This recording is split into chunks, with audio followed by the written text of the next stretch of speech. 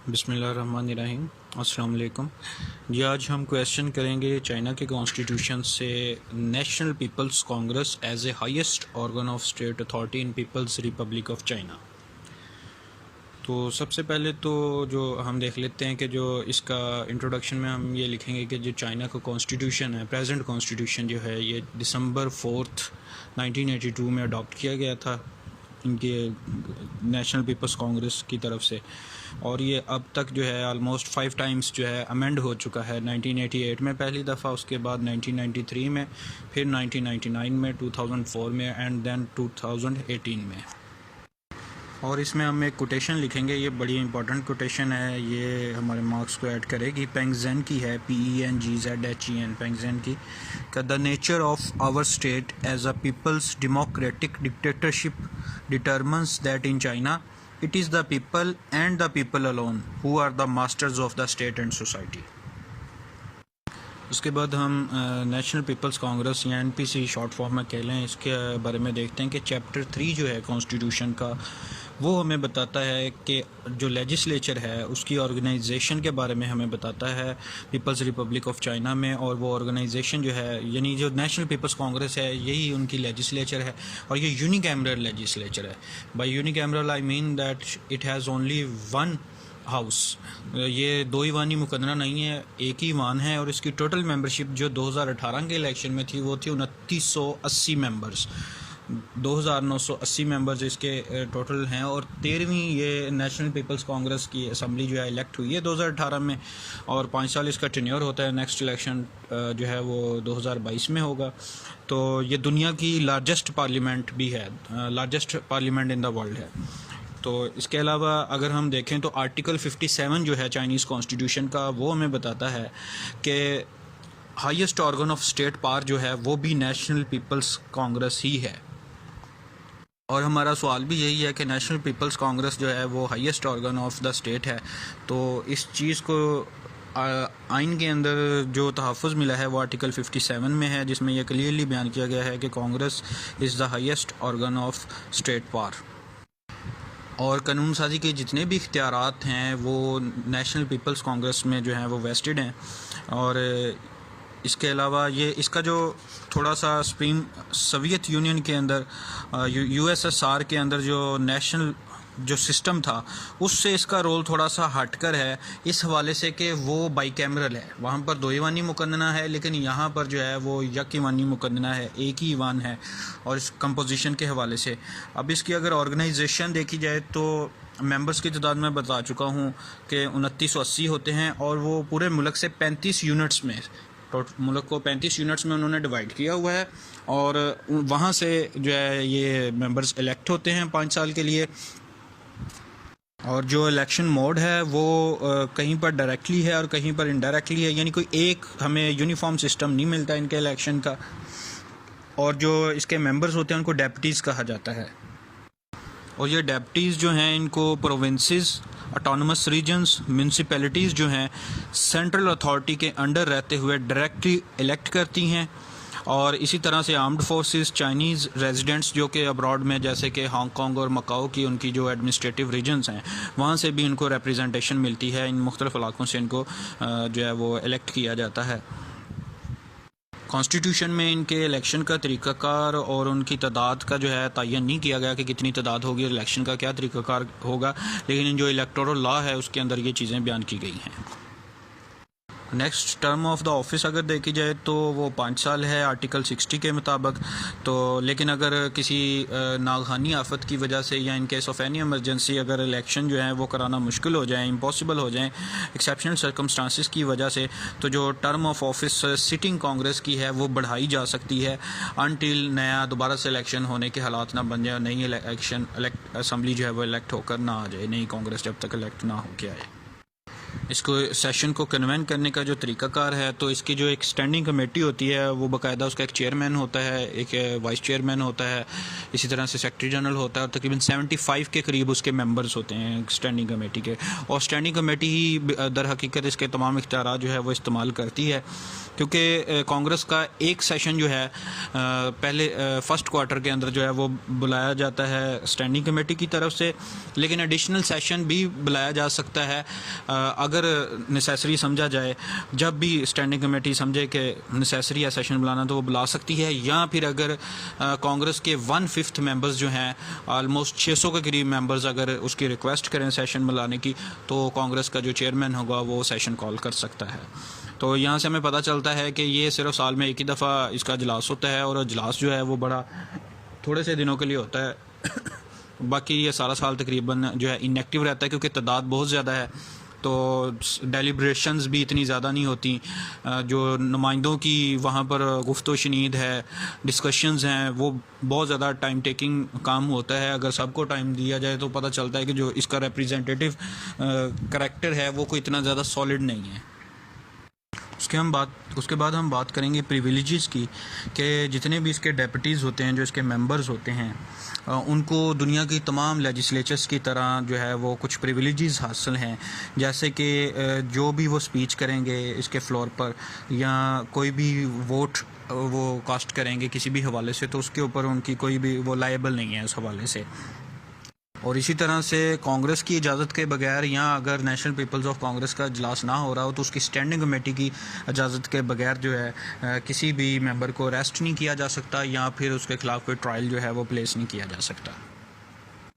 अच्छा, इसमें एक बड़ा इम्पॉर्टेंट फ़ीचर है, स्विट्ज़रलैंड के आइन से मिलता जुलता है, रीकॉल का। Recall by unit. Recall by unit means ये है कि एक यूनिट से या एक हल्के से, जिसको हम कॉन्स्टिट्यूंसी कहते हैं, वहाँ से जितने भी मेंबर इलेक्ट होते हैं, मिनिमम कॉन्स्टिट्यूशन जो प्रेस्क्राइब करता है वो 15 है, कि जितनी भी आबादी है, तो ये आबादी के लिहाज से होते हैं, लेकिन कम से कम आबादी वाले इलाके को भी उन्होंने एक यूनिट को जो है वो 15 मेंबर असाइन करने ही करने हैं।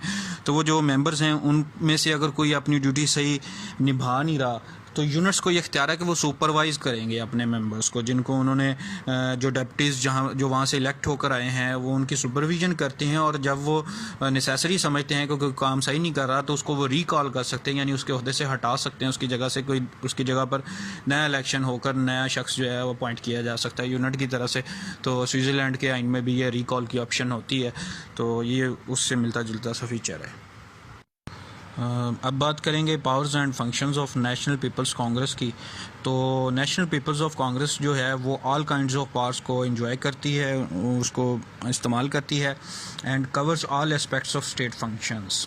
क्योंकि जो चाइना का कॉन्स्टिट्यूशन है उसमें किसी किस्म की कोई सेपरेशन ऑफ पावर्स नहीं है, ना ही theory of separation of powers को वहाँ पर कोई अहमियत हासिल है। इसके पास एनपीसी के पास, नेशनल पीपल्स कांग्रेस के पास लेजिस्लेटिव, एग्जीक्यूटिव, इलेक्टोरल, फाइनेंशियल और कॉन्स्टिट्यूएंट पावर्स, हर किस्म की जो जितने भी इख्तियारात हैं वो मौजूद हैं। इसी तरह से हाई ऑफिशियल्स, स्टेट के जो हाई ऑफिशियल्स हैं उनको उनके हुद्दे से हटाने का और अपॉइंट करने का इख्तियार भी इसके पास मौजूद है। अब हम बात करते हैं इसके लेजिस्लेटिव पावर्स की। तो लेजिस्लेटिव पावर्स में इसके पास दो तरह के इख्तियारात हैं। According to article 62, national peoples congress has the power to amend the constitution, and it has also the power to enact laws और मॉडिफाई लॉज। दो तरह की चीज़ें सामने आती हैं, एक कॉन्स्टिट्यूशन बनाना, कॉन्स्टिट्यूशन को अमेंड करना। दूसरी जो पावर है वो है आम ऑर्डिनरी लॉज के बारे में, बेसिक लॉज के बारे में, कि उनको इनेक्ट करना या उनमें कोई चेंज लेके आना। तो सबसे पहले हम कॉन्स्टिट्यूशन को अमेंड करने की और इसको सुपरवाइज़ करने का जो इख्तियार है इसकी इन्फोर्समेंट के हवाले से वो देखते हैं कि एनपीसी के पास, नेशनल पीपल्स कांग्रेस के पास ये इख्तियार है कि वो इसको अमेंड कर सकती है कॉन्स्टिट्यूशन को।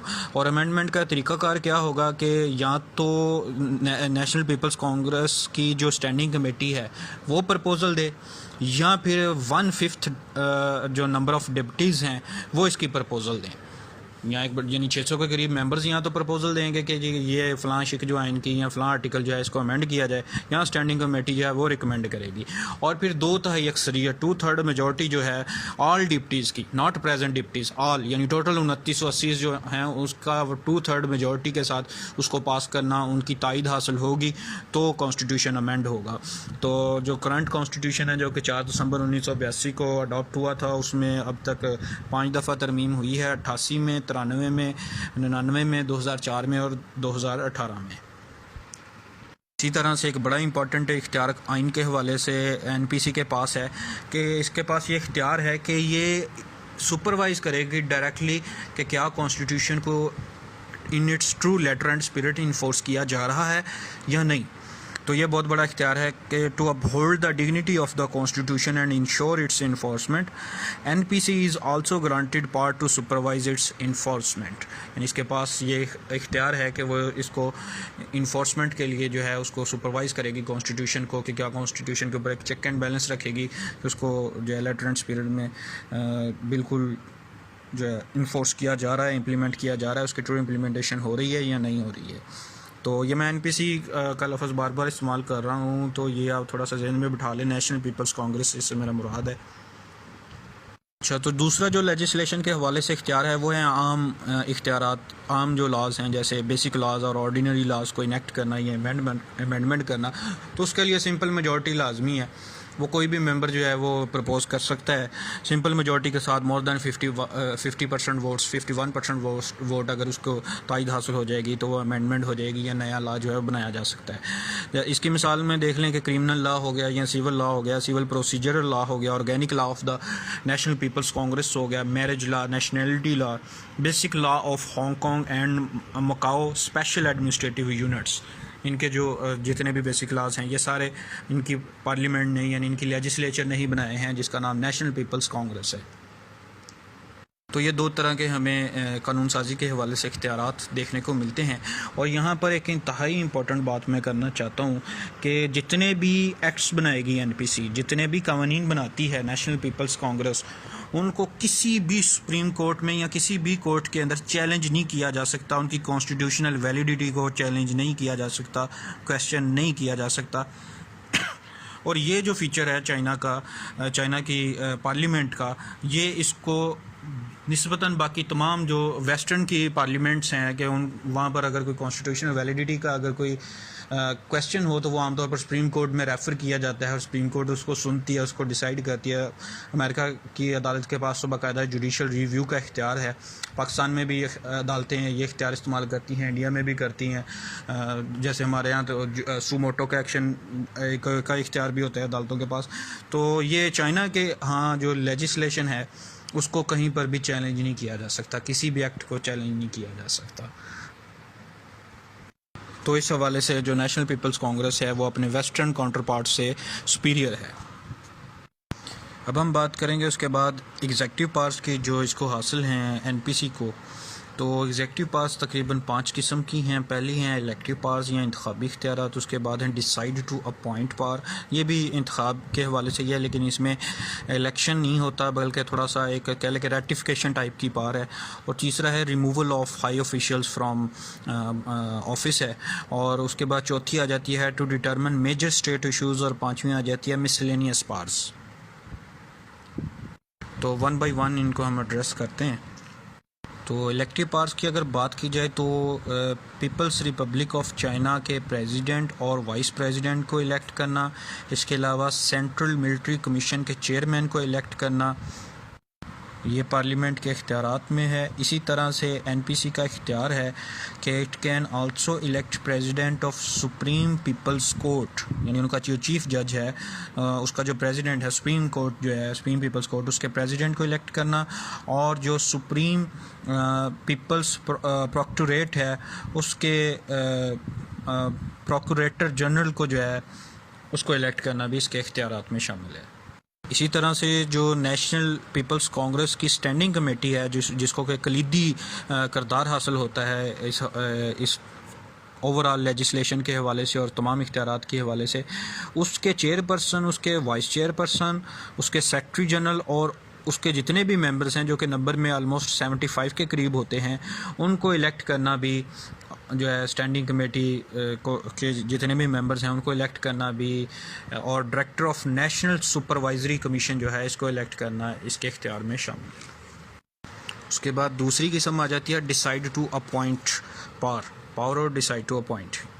ये इस तरह से क्या नॉमिनेशन आती है किसी की जानब से और उस नॉमिनेशन की रेटिफिकेशन एक तरह से होती है। तो इस तरह से ये पावर टू डिसाइड है जो कि एनपीसी के पास हासिल है। तो it has power to decide on the choice of premier and state council upon nomination by president, यानी प्रेसिडेंट जो है वो वज़ीर आज़म और स्टेट काउंसिल जो उनकी काबीना है, कैबिनेट है, उनको जो नॉमिनेट करेगा तो उसको डिसाइड करने की जो पावर है वो एनपीसी के पास है, नेशनल पीपल्स कांग्रेस के पास है।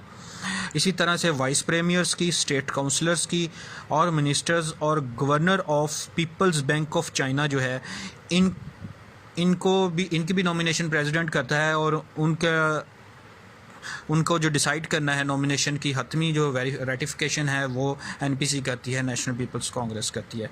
उसके बाद अगर इसी तरह वज़ीर आज़म कुछ लोगों को जो है वो नॉमिनेट करता है, जिसमें ऑडिटर जनरल हो गया, सेक्रेटरी जनरल हो गया स्टेट काउंसिल का, तो उनके बारे में डिसाइड करना भी इसके इख्तियार में शामिल है। And in the same way it also decides on choice of all other members of Central Military Commission upon nomination bye it's chairman. जो सेंट्रल मिलिट्री कमीशन है उसके चेयरमैन को तो इलेक्ट करने का इख्तियार है, हम पीछे पढ़ चुके हैं, और फिर वो चेयरमैन उस सेंट्रल मिलिट्री कमीशन के मेंबर्स को नॉमिनेट करता है, और उस नॉमिनेशन को डिसाइड करने का इख्तियार दोबारा से इसी के पास है। यानी सेंट्रल मिलिट्री कमीशन के चेयरमैन की नॉमिनेशन के ऊपर मेंबर्स को जो है उनको डिसाइड करने का इख्तियार भी इस ऑर्गन के पास है, एनपीसी के पास है, नेशनल पीपल्स कांग्रेस के पास। उसके बाद रिमूवल का इख्तियार अगर देखा जाए तो ये जितनी भी अपॉइंटमेंट्स हैं या डिसाइड टू अपॉइंट है, ये जितनी भी हैं इन सब को रिमूव करने का इख्तियार भी एनपीसी के पास, नेशनल पीपल्स कांग्रेस के पास है।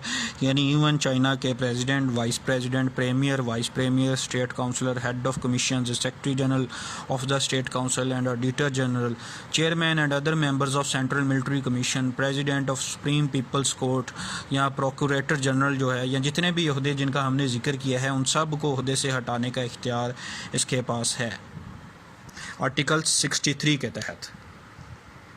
नेशनल पीपल्स कांग्रेस के पास ये इख्तियार मौजूद है। अच्छा, जो चौथा इख्तियार है to determine major state issues, उसमें आ जाता है कि इट approves establishment of provinces, autonomous regions and municipalities directly under the central authority, and in the same way it also examines and approves the plan for national development, and it may also exercise such other functions and powers as the National People's Congress may think necessary। तो national development के हवाले से कौमी इक़्तिसादी सूरत हाल के बारे में कोई policy बनाना, उसको डिटर्मिन करना, कोई नया सूबा बनाना है, कोई नई ऑटोनमस रीजन जो है वो उसके बारे में कोई फ़ैसला करना है, किसी म्यूनिसिपैलिटी के बारे में डायरेक्टली कोई फ़ैसला करना है, जो कि सेंट्रल अथॉरिटी के नीचे काम कर रही हैं, ये सारे इश्यूज़ जो हैं स्टेट रिलेटेड इश्यूज़ उनको डिटर्मिन करना, उसके बारे में फ़ैसला जारी करना, उसके बारे में पॉलिसी बनाना भी नेशनल पीपल्स कांग्रेस का इख्तियार है। हम मिसाल देख लेते हैं कि जो हांगकॉन्ग और मकाओ का जो स्पेशल एडमिनिस्ट्रेटिव रीजन्स हैं उनका जो स्टेटस है और उनके जो लॉज हैं उसके बारे में जो पॉलिसीज़ हैं वो भी एनपीसी ने बनाई है, नेशनल पीपल्स कांग्रेस ने। और इसी तरह से जो दुनिया का सबसे बड़ा डैम है चाइना के अंदर, 3 जॉर्जेस डैम प्रोजेक्ट जो है उसकी मंजूरी, उसके बारे में सारी पॉलिसी मेकिंग जो भी हुआ वो भी एनपीसी के अंदर हुआ, नेशनल पीपल्स कांग्रेस ने ही तय किया। तो ये मेजर स्टेट इश्यूज़ के अंदर जो चीज़ आ जाती है to determine major state issues. उसके बाद हम बात करेंगे मिसलेनियस पार्स की, मुतफरक इख्तियार। उसमें जैसे इनके पास इख्तियार है कि it decides on question of war and peace, जंग या अमन के बारे में फ़ैसला करना। इसी तरह से जो डिप्टीज़ हैं कांग्रेस के वो स्टेट काउंसिल से, यानी जो काबीना है या मिनिस्टर्स जो हैं या कमीशंस जितने भी हैं स्टेट काउंसिल के, उनसे उनकी कारकर्दगी के बारे में क्वेश्चंस पूछे जा सकते हैं। They can ask questions and they may ask any question concerning administration in order to elicit information हासिल करने के लिए वो कोई भी क्वेश्चन जो है वो पूछ सकते हैं एडमिनिस्ट्रेशन से। तो ये एक तरह से जो है executive power of asking question आ जाती है इसमें मिसलेनियस पार्ट्स के अंदर। And to determine on war and peace जो है वो भी इसका इख्तियार इसमें शामिल हो जाता है। उसके बाद हम बात करेंगे फाइनेंशियल पार्ट्स की। तो जो स्टेट बजट होता है उसको पास करना और फाइनेंशियल रिपोर्ट को पास करना, उसको रिव्यू करना, ये भी एनपीसी नेशनल पीपल्स कांग्रेस का इख्तियार है। और इसी तरह से जो जितनी भी रीजन्स हैं, ऑटोनमस रीजन्स हो गई या जो म्यूनसिपैलिटीज़ हो गई, उनके जो बजट हैं उनके बारे में भी फाइनेंशियल रिपोर्ट्स को रिव्यू करने का इख्तियार इसके पास मौजूद है।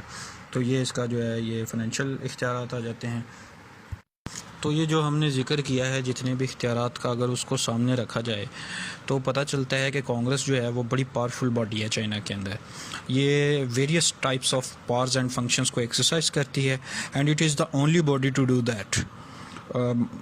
स्पेशली मेकिंग ऑफ लॉज जो है या लेजिस्लेशन का जो इख्तियार है वो पूरे चाइना के अंदर सिर्फ इसी के पास है। और इसी तरह लेजिस्लेशन से हट कर भी वेरियस काइंड्स ऑफ फंक्शन, जैसे एग्जेक्टिव पावर्स में हमने इलेक्शन के इख्तियारात देखे या दीगर इख्तियारात देखे, टू इलेक्ट हो गया, to determine to decide on nomination हो गया, या दीगर इख्तियार रिमूवल, पावर टू रिमूवल हो गया, या to determine major state issues हो गया, या मिसलेनियस पावर्स जो हमने पढ़ी हैं। तो वो सारी जो पावर्स हैं वो भी इस बॉडी को इंटरेस्टेड कर देती हैं कि ये बड़ी एक एनविएबल पोजीशन बन जाती है constitutional system of People's Republic of China में। बड़ी काबिल रश्क सी इसकी पोजीशन है, बहुत ज़्यादा इख्तियारात हैं, सेपरेशन ऑफ पावर नाम की कोई चीज़ नहीं है, तमाम इख्तियारात एक ही बॉडी के अंदर जो है वो वेस्टेड कर दिए गए हैं। But as the Congress is an unwieldy body, its present strength being almost 2980 है। तो इसकी स्ट्रेंथ इतनी ज़्यादा है और इसके इख्तियारात और इसके जो काम हैं वो इतने ज़्यादा हैं कि उसको करना जो है वो मुश्किल है। और इसके जो सेशंस होते हैं वो भी बहुत इनफ्रीक्वेंट होते हैं, यानी बहुत कम होते हैं, साल में एक दफ़ा सेशन होता है। तो नतीजतन क्या होता है कि it can not exercise all these powers in practice. तो फिर इन प्रैक्टिस ये तो इख्तियार सारे इख्तियारात कौन इस्तेमाल करता है, वो करता है जी standing committee of national peoples Congress. तो इसका भी जिक्र हमने करना है। तो अगर तो सवाल सिर्फ स्टैंडिंग कमेटी पर आएगा तो फिर तो भरपूर लिख के आना है, और अगर सवाल सिर्फ आया नेशनल पीपल्स कांग्रेस के ऊपर तो हमने ये तमाम इख्तियारात लिखने के बाद इसी तरह से थोड़ी सी तमहीद बांध के नेशनल पीपल्स ऑफ कांग्रेस के ऊपर भी 1-1.5 सफ़ा लिखना है, ताकि हमारा सवाल हर एस्पेक्ट से जो है वो मुकम्मल हो जाए, कोई उसमें कमी कोताही ना रह जाए और हमारे मार्क्स अच्छे हैं। तो थ्योरेटिकली तो ये तमाम इख्तियारात जो हैं वो नेशनल पीपल्स ऑफ कांग्रेस के पास हैं, लेकिन जब प्रैक्टिकली हम इसकी इम्प्लीमेंटेशन देखते हैं तो नेशनल पीपल्स ऑफ कांग्रेस जो है वो ज़्यादा देर सेशन में ना होने की वजह से, लार्जेस्ट बॉडी होने की वजह से जो है वो मुश्किल में है कि वह इन इख्तियारात को एज़ इट इज़ इस्तेमाल नहीं कर पा रही। तो ये तमाम इख्तियारात जो हैं वो इसकी स्टैंडिंग कमेटी के पास हैं जो कि इसको इस्तेमाल करती है, और इससे हट कर भी कुछ इख्तियारात हैं वो सब हम पढ़ते हैं अब। तो ये जो सिर्फ एक दफ़ा साल में इसका इजलास होता है और बहुत शॉर्ट पीरियड के लिए होता है, तो इसकी जो एब्सेंस है, इतनी एब्सेंस के दौरान कोई और बॉडी होने की ज़रूरत थी कि जो इसके इख्तियारात को इस्तेमाल करे या एक लेजिस्लेशन का काम भी करे, एग्जेक्टिव का काम भी करे।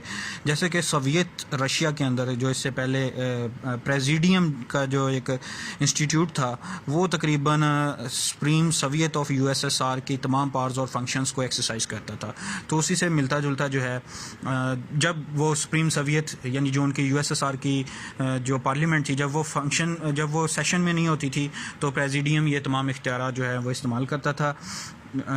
इसी तरह से जो स्टैंडिंग कमेटी है चाइना की कॉन्स्टिट्यूशनल सिस्टम के अंदर, वो ये तमाम इख्तियारात almost all the powers of national peoples Congress exercise करती है जब नेशनल पीपल्स कांग्रेस सेशन में नहीं होती।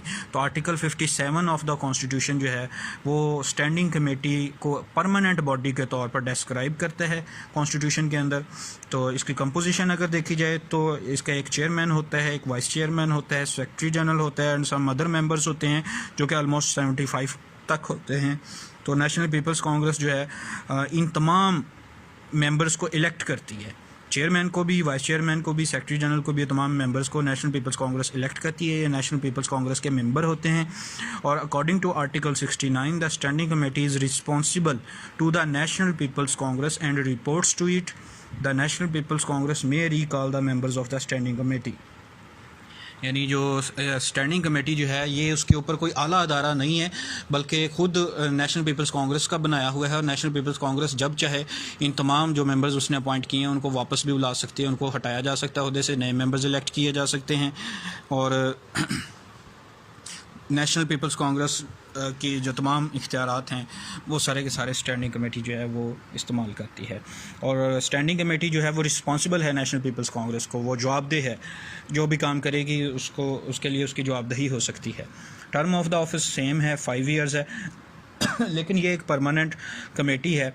ये जब National peoples Congress even dissolve हो भी जाती है अपनी टर्म पूरी करने के बाद, ये तब भी काम करती रहती है जब तक कि नई असम्बली जो है वो इलेक्ट होके नहीं आ जाती। तो जब नई असम्बली इलेक्ट होके आती है तो वो नई स्टैंडिंग कमेटी को बनाती है, तो ये तब तक काम करती रहती है। और जो चेयरमैन और वाइस चेयरमैन है वो मैक्सिमम 2 टर्म्स ले सकते हैं, 2 से ज़्यादा टर्म्स जो हैं वो अलाउ नहीं है। इसके पावर्स एंड फंक्शंस को अगर देखा जाए, according to article 67 the standing committee exercises the following powers and functions. सबसे पहले लेजिस्लेटिव पावर्स आ जाती हैं। The committee interprets constitution and statutes. Constitution जो है वो ज़ाहिर है कि एक दफ़ा बना लिया है, उसके बाद स्टैचूज़ वो हैं जो रोज़मर्रा के पार्लियामेंट के अंदर एक्ट्स बन रहे हैं, वो स्टैचूज़ हैं। तो ये दोनों की इंटरप्रिटेशन करना, हालांकि किसी भी डेमोक्रेसी के अंदर या मौजूदा जो निज़ाम हुकूमत चल रहा है उसमें जो कवानीन होते हैं उनकी इंटरप्रिटेशन का इख्तियार आमतौर पर जुडिशरी के पास होता है। लेकिन ये बड़ा यहाँ पर एक समझ लें कि नवेकला किस्म का, नया किस्म का इख्तियार है कि पंजाबी जहन में आ जाती है मेरे, पंजाबी पढ़ा के। तो ये बड़ा नया किस्म का इख्तियार है कि जो कमेटी, एक स्टैंडिंग कमेटी जो है पार्लियामेंट की, वो इसको इंटरप्रेट करती है किसी भी लॉ को। And it also enacts and amends the statutes. पीछे हम ये भी इसका इख्तियार पढ़ चुके हैं कि कॉन्स्टिट्यूशन के अंदर जो अमेंडमेंट करने की अगर तजवीज़ पेश करनी हो तो वो भी स्टैंडिंग कमेटी कर सकती है। इसी तरह से State Council, Supreme People's Courts, the Supreme People's Procurator और सेंट्रल मिलिट्री कमीशन के काम को सुपरवाइज़ करना, ये भी स्टैंडिंग कमेटी के इख्तियार में शामिल है। इसी तरह से जो भी ऑर्डर्स, जो भी डिसीजंस स्टेट काउंसिल करती है यानी काबीना करती है, उनको अनुल कर देना, उनको जो है बिल्कुल ख़त्म कर देना, इसके इख्तियार में शामिल है। इन केस के वो जितने भी वो कॉन्स्टिट्यूशनल लॉ और जो अहकामात हैं, जो कानूनी अहकामात हैं, उनसे अगर वो कंट्रोवर्शियल हों, उनके ख़िलाफ़ जा रहे हों, कंट्रावेन कर रहे हों, तो फिर जो है इस किस्म के जितने भी डिसीजंस होंगे जो स्टेट काउंसिल लेती है उसको स्टैंडिंग कमेटी जो है रद्द कर सकती है।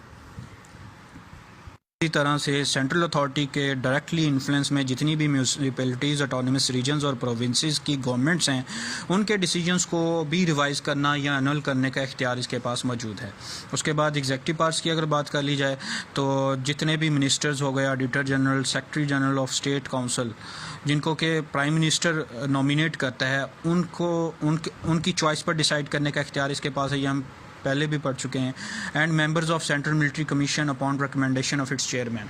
और जो चेयरमैन जब रिकमेंड करता है सेंट्रल मिलिट्री कमीशन के मेंबर्स को, तो वो इख्तियार भी इसके पास है। यानी जो नेशनल पीपल्स कांग्रेस का जो इख्तियार है ना नॉमिनेशंस के ऊपर डिसाइड करने का, वो वाला इख्तियार जो है वो एक्चुअल में ये वाला अदारा स्टैंडिंग कमेटी, उसकी स्टैंडिंग कमेटी जो है वो एक्सरसाइज करती है। बाकी जो इलेक्शन का इख्तियार है वो इलेक्शन एनपीसी ही करती है, क्योंकि उसके वोट के ज़रिए उसमें वोट होना होता है। इसमें सिर्फ डिसाइड करना होता है कि क्या ये जो नॉमिनेशन हुई है ये ठीक है कि नहीं है, रेक्टिफाई कर दें कि ना करें, वो फिर उस हवाले से डिसाइड कर लेते हैं। और एक और इम्पॉर्टेंट बात है कि ये जो स्टैंडिंग कमेटी होती है इसमें आमतौर पर जो सीजन्ड पॉलिटिशियंस होते हैं, सीनियर मेंबर्स जो कम्युनिस्ट पार्टी के होते हैं, वो सारे के सारे इसके मेंबर्स होते हैं।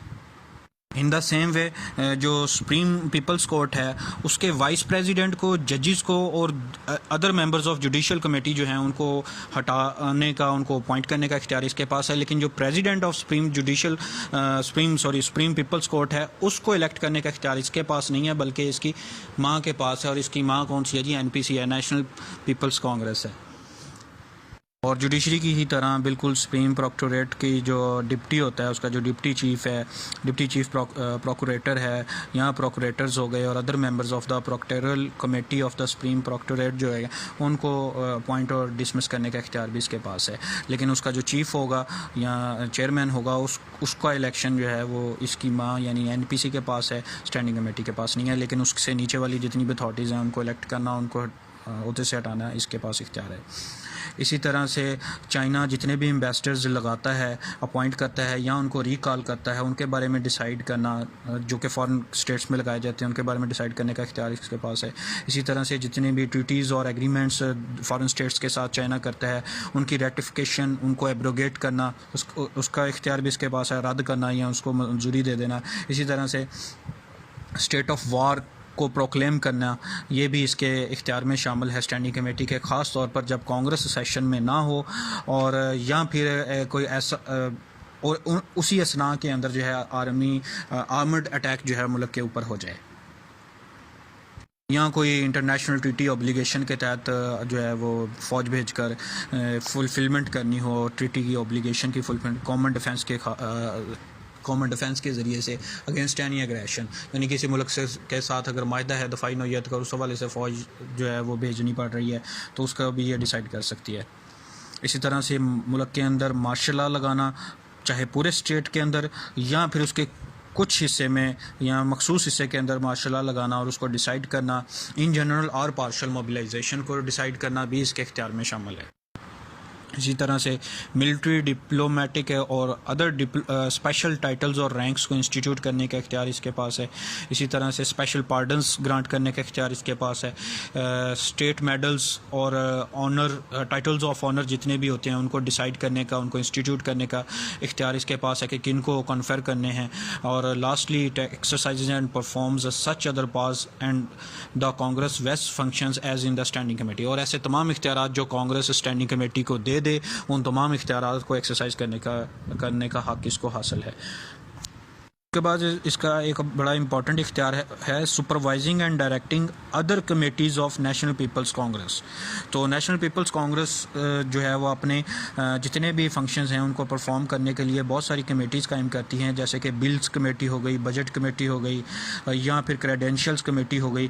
तो ये जितनी भी कमेटीज़ हैं ये under direction and supervision of standing committee काम करती हैं। ख़ास तौर पर जब कांग्रेस सेशन में नहीं होती तो ये directly understanding committee of congress जो है काम कर रही होती हैं। However, it must be remembered that the powers enumerated above, though quite impressive, are neither complete nor exhaustive। कि ये जितनी भी पावर्स का हमने ऊपर जिक्र किया है ये ना तो मुकम्मल तौर पर इतनी ज़्यादा इम्प्रेसिव हैं और ना ही मुकम्मल तौर पर एग्जॉस्टिव इसको मिली हुई हैं। तो कॉन्स्टिट्यूशन जो है वो बेसिकली नेशनल पीपल्स कांग्रेस को ऑथोराइज़ करता है कि वो स्टैंडिंग कमेटी में जैसी चाहे इख्तियारात उसको मुंतकिल कर दे, जब चाहे इख्तियारात मुंतकिल कर दे। तो एक तरह से जो स्टैंडिंग कमेटी है वो टोटली डिपेंडेंट करती है किसके ऊपर, नेशनल पीपल्स कांग्रेस के ऊपर। उसकी कॉन्स्टिट्यूशन के अंदर उतनी अहमियत नहीं है कि कॉन्स्टिट्यूशन ने ये इख्तियारात उसको दिए हैं, उसको ये इख्तियारात नेशनल पीपल्स कांग्रेस के तफवीज़ करता है और नेशनल पीपल्स कांग्रेस इसमें इजाफा भी कर सकती है, इसमें कमी भी कर सकती है। Thus the national peoples Congress and not the constitution is the final determining authority as to what powers shall be enjoyed by the standing committee. तो उसके बाद हम कंक्लूड करेंगे कि like the presidium of the Supreme Soviet of USSR, the standing committee occupies the central position in the constitutional structure of China. तो China का जो constitutional structure है उसमें इसको सेंट्रल पोजीशन हासिल है, just like the Supreme Soviet USSR का जो प्रेसिडियम था उसको जो पोजीशन हासिल थी same. Constitutionally speaking it is a committee of the national peoples Congress and is responsible to it. Constitutionally देखा जाए तो ये एनपीसी की एक कमेटी है और उसको रिस्पॉन्सिबल है, उसी ने इसको बनाया है, वही इसको ख़त्म भी कर सकती है। But in actual practice it acts as the legislature of the Chinese republic, क्योंकि लेकिन प्रैक्टिस में देखा जाए तो ये चाइनीज़ रिपब्लिक के कानून साज अदारे के तौर पर एक्ट करता है। Being a small body and practically dominated by the Communist Party of China, it occupies an enviable position in the structure of the Chinese government. तो चाइनीज़ गवर्नमेंट के अंदर इसका बड़ा काबिल रश्क एक किरदार है। क्योंकि एक तो जो नेशनल पीपल्स कांग्रेस है वो उतनी ज़्यादा एक्टिव नहीं होती है, उसके सेशंस जो हैं वो रेगुलरली नहीं होते, उसकी तादाद बहुत ज़्यादा है, उसको मेंटेन करना मुश्किल होता है। तो उसका सारा काम ये देख रही होती है, यही कमेटी देख रही होती है। और दूसरा ये कि जो कम्युनिस्ट पार्टी है उसके जितने भी कलीदी मेंबर्स हैं, इंपॉर्टेंट मेंबर्स हैं, वो इसके सीजनड पॉलिटिशियंस हैं, वो सारे के सारे इसका मेंबर होते हैं। इस वजह से भी इसकी इंपॉर्टेंस और प्रेस्टीज में इजाफा हुआ है। ओके जी, अस्सलाम वालेकुम।